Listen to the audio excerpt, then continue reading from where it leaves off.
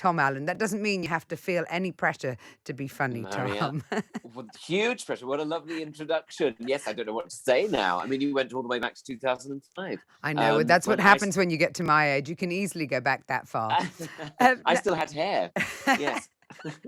Yes, well, we won't talk about hair around here, shall we? Because terrible things happen as you get older with hair, one way or another. You've called your book "No Shame," but actually, you write about feelings of inferiority and guilt and shame when you were growing up. Were you particularly conflicted as a child, do you think? I think so, more than I perhaps realised at the time. And I always lay it at the feet of realising I was gay quite early on, sort of when I was about 8 or 9. But I think in truth, I think I was always just a bit of an eccentric beyond anything else. I think I always felt like I was different. I always had this posh voice, and my parents don't talk like me, but they were like, oh, I don't know where we got in from. Oh, yeah. And so I spent my whole childhood with people going, why'd you talk like that? Why'd you talk like that? Your mum and dad don't talk like that. Why'd you talk like that? And so I always felt different, and I sort of always had to explain myself, and I guess that kind of compounded any sense of feeling different, of feeling like an outsider. And I think as well things like class and things come into play, and sort of like my family. I went to a comprehensive school, and I went to had many wonderful experiences. But I remember going to interviews for university, and really I didn't know what I was doing, and I didn't. Similarly in the world of work, I didn't know what I was doing really, because my parents gave me lots of love and support, but they hadn't been to university. They didn't know how those systems worked. So I kind of, one way or another, always felt a bit different, and that's what made me want to write the book. So what was driving you? You say that you realized probably around the age of 8 that you might be gay, or that you were gay. You were also clearly quite precocious, but it sounds like the class thing was also a strong element of you shaping who you were, but also recognizing that you weren't something that you wanted to be more of. Is that fair? Well, I guess so. Yeah, I think it's something we don't always talk about, actually, and I think that for some people, if you see it modelled very early on, kind of, for example, being very confident in rooms full of people, and being kind of able to hold your own in a conversation with, I talk about university again, but that kind of environment, which can feel quite lofty if you don't know those worlds. I think they have a big bearing on people, and I think that there's a lot of people in the world who maybe feel intimidated by it, when actually they're very brilliant. And I suppose lots of things affected me, I felt, growing up, but I like to think I channeled them in some sort of creative way. And in terms of doing stand-up comedy, it meant that I could sort of celebrate feeling weird, or feeling at times inferior or silly, and lean into those moments, and that's been a nice thing, to sort of turn the world on its head like that. But yes, I've always been quite precocious. And people are like, oh, you got ideas above your station, you have. I remember people literally saying that to me like it was Victorian times. Family friends be like, oh yeah, you think you could? Oh, I don't think you'll end up doing that. I'd be like, well, I want to be on the stage. Oh no, forget it. And so that sort of thing, I think, can get in your head, can't it? It can get in your head, most definitely, and insidiously. But there seems to have been an element of you that did actually want to live in Victorian times. I mean, as I understand it, you used to go to school dressed in a suit with a briefcase and a pointy brolly, Yes. and so there was something, clearly a great strength of character to you. I mean, it sounds to me like you were quite conflicted between wanting to be left alone. We'll talk about maybe the bullying in a moment, but at the same time wanting to stand out. They're at Yes. two different polarities, really, aren't they? Yeah, I can't really explain it either, other than to say, if human beings made sense, then, well, you and I would both be out of a job, because I think, the world is complicated. And I suppose that's what I came to realize with myself, is that, on one hand, I just wanted to sort of escape, really, the world and how it was seeming to be around me. And so I kind of loved to dress up in Victorian clothing as a teenager, because I thought that would, I don't know, make the world more bearable, which is ridiculous, isn't it? Because it obviously made it much harder. But I think I must have reached a fork in the road at one point, and realized that I could either try and blend in and try and make life easier for myself, or, since I wasn't particularly fitting in anyway, I may as well fit in very badly and stick out a lot and be very different. and embrace that. So that's sort of what I did as a teenager, and kind of, I guess it's a sort of fantasist thing, isn't it, to sort of pretend you're in a different era, even though you're clearly not. I was walking around the Glades shopping centre in Bromley wearing a bowler hat. I mean, ridiculous, walking past Boots and Marks and Spencers and Debenhams, and everybody was just living a normal life, and I was sort of pretending I was like Mr. Banks and Mary Poppins. I mean, what a weirdo. But like I say, I think I just realised I was different, so I thought, well, in for a penny, in for a pound, I may as well just be a total weirdo. And at what point did the bullies latch onto you and decide that you were to be tamed and subdued and put in your place? Well, I think I was so terrified of going to secondary school, as I know a lot of people are. And I was bullied quite a lot at primary school, mainly by the girls. Sorry, not about me. I shouldn't laugh, but I am. No, it's fine. It's fine. I put it out there. You respond as you feel. What was it they were particularly animated about then, Tom? I don't know. Well, I think I always wanted to be friends with the girls, but they didn't. They were like, "Well, you're one of the boys. We don't want to be friends with you," as in that way that primary school kids can sometimes be. It's very strict delineation. It's yes, at that age and at that time especially, and there wasn't really mindfulness towards bullying, or that wasn't really considered. I sometimes wonder if it was encouraged. But there was a kind of sense of there wasn't kind of an awareness of kind of being a.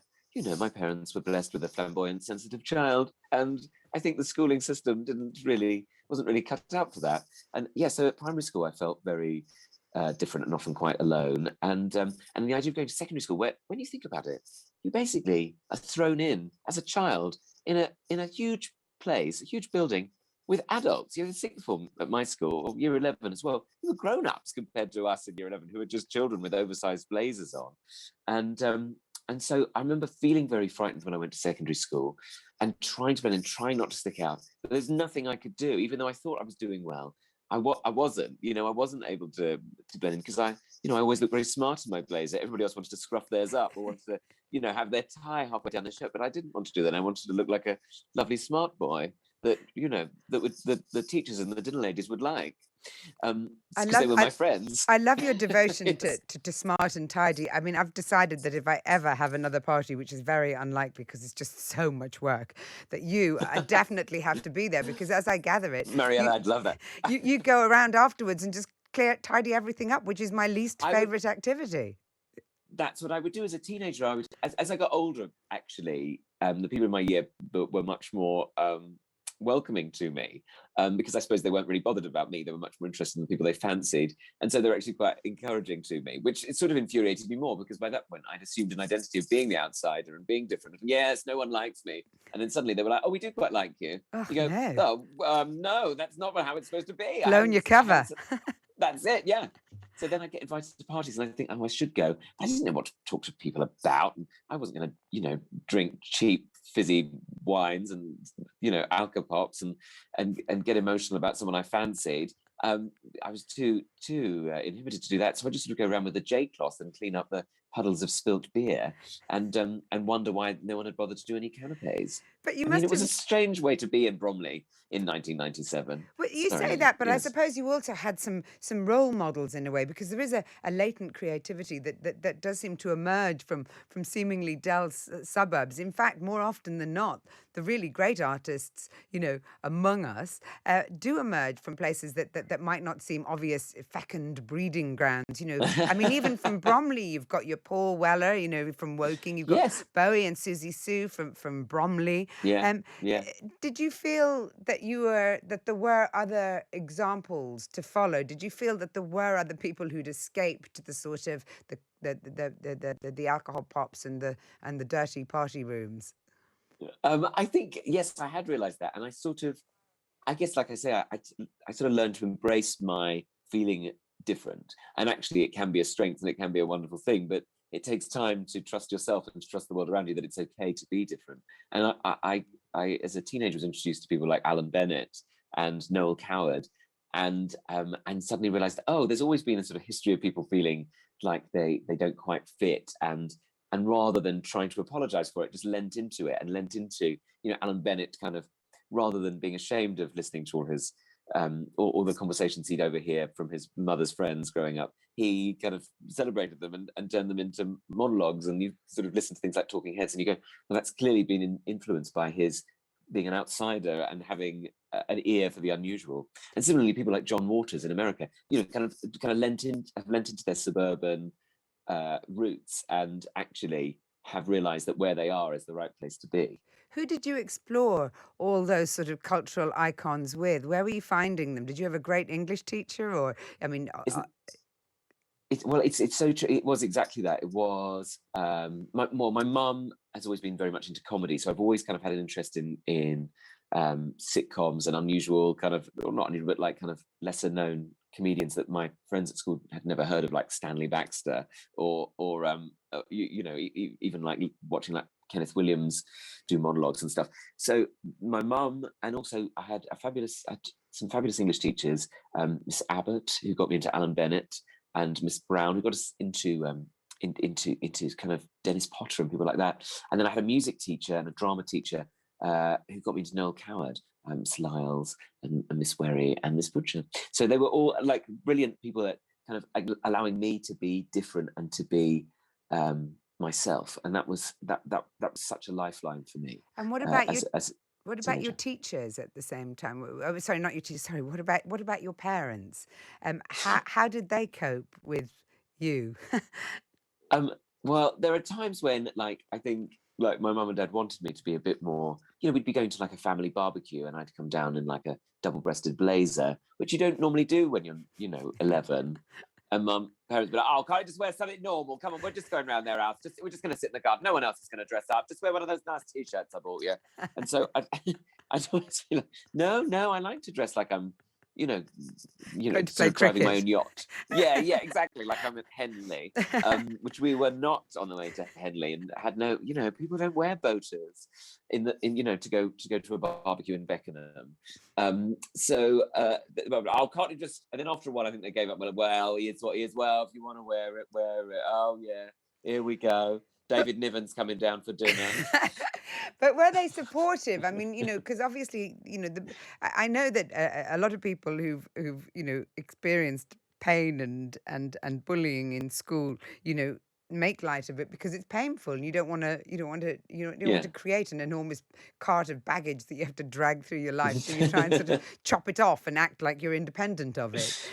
Well, yeah. But you must have been going through hard times when you were young. How much of that did you share with your parents, and were they able to support you? They've always been so supportive of me and so protective. I think now I'm older and friends of mine have children, I realize how frightening it must be, whoever your child is, to be bringing them up and sending them out into the wide world. And see them as vulnerable. Yes. And then if you've got one who's like going out of his way to make himself extra vulnerable and stick out and dress strangely and be interested in unusual things, I think it must have been kind of very difficult for them, to kind of go, oh no, how's he going to cope? How's it going to be? But they've always been so supportive of me. But at the same time, things like, we're coming up to Pride Month, and I know a lot of people, we talk more about the experience of being in, not straight. But at that time, there weren't that many role models, or being gay, for example, wasn't really talked about at all in television or in the media. And if it was always something that was cloaked in shame and sadness and wasn't something that was celebrated. And so it was very difficult. I had no means of knowing how to talk about knowing that I was gay, or knowing that I wasn't going to have a heteronormative life. I had no way of talking about that, and I didn't know how my parents would respond, so I just didn't. I just buried it deep down inside, and that that's nobody's fault. But that's just the way the world was, and happily, it seems to have moved on a bit from then, and still is moving on. But I think for a lot of people, that sort of silencing is very caustic and it's difficult to express. And that was sort of one of the things I wanted to talk about in the book. Really, was that sort of nuance. Is that it's not always as it's depicted in films and television series, where it's all quite sort of blunt and quite blatant. That introspective, introverted homophobia is it's sort of created by a world that doesn't seem to have any role models and doesn't seem to be that welcoming to you. This is Mariella Frostrup on Times Radio, and I'm talking to the comedian Tom Allen about his book, No Shame. Tom, when did you tell your parents that you were gay? Today, I just told them through this radio show. Great, that's going really well then, I'm sure. So yeah, so it's going really well, I think. No, it's very kind of you introduced me as a comedian, or I've talked about very serious things. It's a funny book. Doesn't matter. You don't always have to be funny, isn't that the thing? You I mean, know what? does that feel Isn't like a pressure? life- I mean, it can feel like a pressure at times. Yeah, so you know. But what was your lovely question there? When did I come out? Oh yeah, quite late really. When I was about 21 to my mum and 24 to my dad. And I was worried about telling my dad because he was born in 1941, you know, during the Blitz, basically. It's such a different world. But you know what? He was so emotional about it. And I think sometimes, you know, stereotypically it's assumed that men, particularly men of that era, won't be as sensitive, and he was so sensitive. And I realized actually across the years he'd been trying to find little clues. And I remember him talking about, immediately he started talking about when George Michael went on Parkinson's to talk about being gay, and that was, and I'd sort of forgotten about it. It was probably so seismic for my dad. And I think sometimes whilst it's, I think, you know, we talk a lot more now about feelings and things, but for my dad's generation I think it was different. And but at the same time it didn't mean those feelings weren't there, and they certainly were for my dad. And it's strange, but it's a strange thing coming out. I think even for young people now, it's a strange thing because you're presumed straight until proven otherwise, and it's a very personal thing that you're expected to just go, oh, excuse me, me. feel very shy. Yeah, hello, sorry to interrupt, but I need to tell you this about me, this very personal thing about me, really, and you all need to say something in response. It's kind of, that is, I think, unusual for people, and I think again it's a feeling that I think anybody, as I say, who's not straight can maybe relate to. And it's been very interesting, like with the book and putting it out there, and the response I've got from people. Actually, a lot of people have related to those feelings of kind of feeling very awkward and having to deal with these moments that are seismic in a way, or certainly seismic to us, but to the outside world are kind of difficult to fathom. Do you feel comfortable now? Or do you still feel, you know, that it's something that you have to navigate all the time and you know, explain, or, you know, that you're still doing that thing where you had to tell your parents you were gay just by living? Yeah, sometimes people, even if I don't mention it actually on stage and stuff, people go, oh, why do you talk about being gay all the time? So I didn't actually mention it. But I think, so to some people, they're just like, so taken, like, what's going on with you? Are you just followed by a lot of people from Bromley? I'm really worried about the kind of, you know, there's not a lot of diversity in your audience. Well, actually, there is, happily, actually. But every now and then you'll get somebody who'll say that. So I think, you know, I can deal with that. But I think, yes, there's an element of that. And I think as well, my experience, which I think is something that's sometimes difficult to articulate, but growing up, if you don't have any role models, and things like Section 28 was so pernicious in schools, and if anybody doesn't know what that was, it was basically the government under Thatcher in the 80s created a clause whereby teachers weren't allowed to talk about homosexuality, and weren't allowed to promote it. So that was such a loose term. It might encourage people to become gay. Exactly, which was so ridiculous, but so pernicious, because it meant that teachers and educational institutions really couldn't do anything, and they didn't even sort of. I think it meant they couldn't even block homophobic bullying. Really, they were really put in an impossible position by the government that made it awful for young people at that time, and set the tone for adults as well, I'm sure.